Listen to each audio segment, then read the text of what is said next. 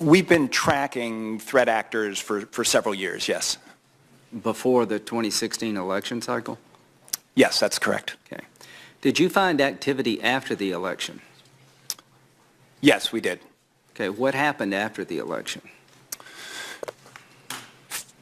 Following the election, the activity we've seen really continued in the sense that if you view the activity as a whole, we saw this concerted effort to sow division and discord.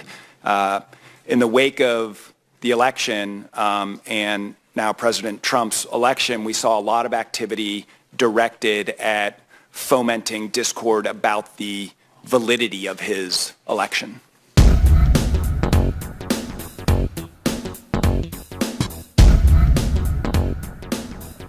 You know, I recognize that a lot of folks in the media are, and even some members of this committee, are praising your companies for taking active steps to police some of the content on your sites. But I have to note that doing so raises troublesome concerns at the same time, particularly given the percentage of news and political information that Americans receive online through social media or through other online avenues. The prospect of Silicon Valley companies actively censoring the speech or the news content is troubling to anyone who cares about a democratic process with a robust First Amendment. Take one example, which is Google.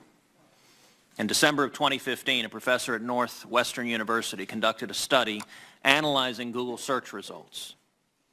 He searched for the names of all 16 presidential candidates at the time and discovered that Democrats on average had 7 favorable search results among Google's top 10, and Republican candidates had 5.9 positive articles.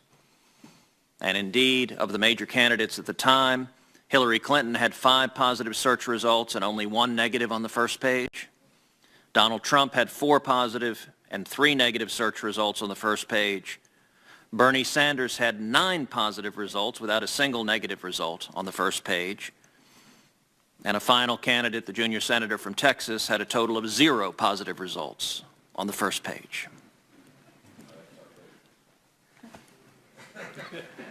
You may well have been citing my colleague from Minnesota on that page. That is outrageous. I will note, I will say if there were a Frankenfilter, that might be popular. That same professor ran a second study and found the vast majority of news outlets that were represented in Google searches were left-leaning. It's not just Google.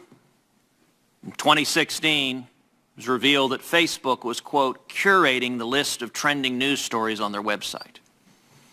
According to reports, Facebook workers were artificially spiking conservative stories, including stories about former IRS official Lois Lerner, former Navy SEAL Chris Kyle, and positive stories about conservative politicians. The reports also revealed that stories by conservative outlets like the Washington Examiner or Newsmax that were popular enough to be picked up by Facebook's trending stories algorithm were nonetheless excluded until the New York Times and CNN began covering the same stories. Just last month, Twitter barred Representative Marsha Blackburn from advertising her campaign launch video because it deemed a line about her efforts to investigate Planned Parenthood to be inflammatory. The Susan B. Anthony list recently had a video advertisement against a political candidate blocked on Twitter because it referred to partial birth abortion as being akin to infanticide. Now, those are all political positions that people can take in our democratic society. But it is disconcerting if those political positions become a lens through which the American consumers consume news. So I want to ask each of you, do you consider your sites, Mr. Edgett and Mr. Stretch, to be neutral public fora?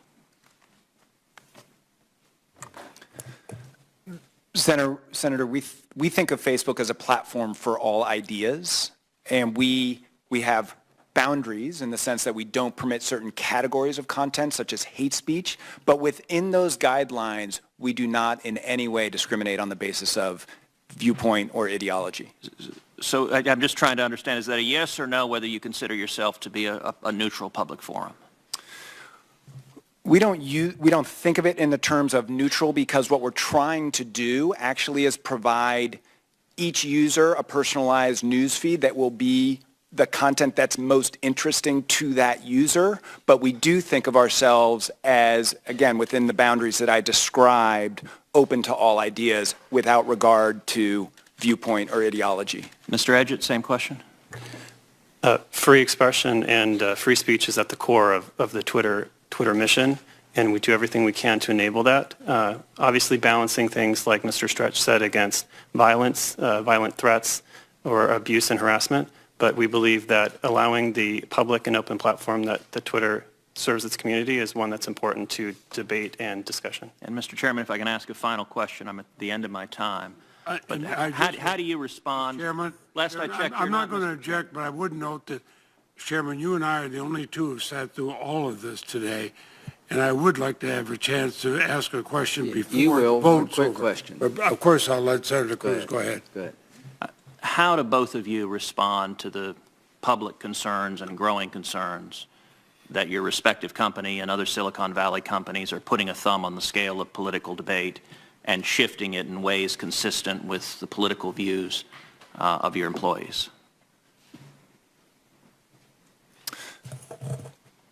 Senator, again, we think of ourselves as a platform of for all ideas, and we aspire to that. We are acutely aware of the possibility of unconscious bias across a range of issues, not just politics, and we train our employees on that for that precise reason. We want to make sure that people's own biases are not brought to bear in how we manage the platform.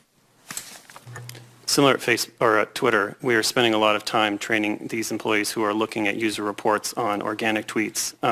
We have stricter policies around advertisements. The one you referenced is an example of that, where since we are serving those ads to folks who aren't following the accounts and haven't asked to see the content, we want to make sure it's always a positive experience. But even there, we're making tough calls, and we're learning from mistakes and revising policies and procedures going forward. But our goal and one of our fundamental principles at the company is to remain impartial.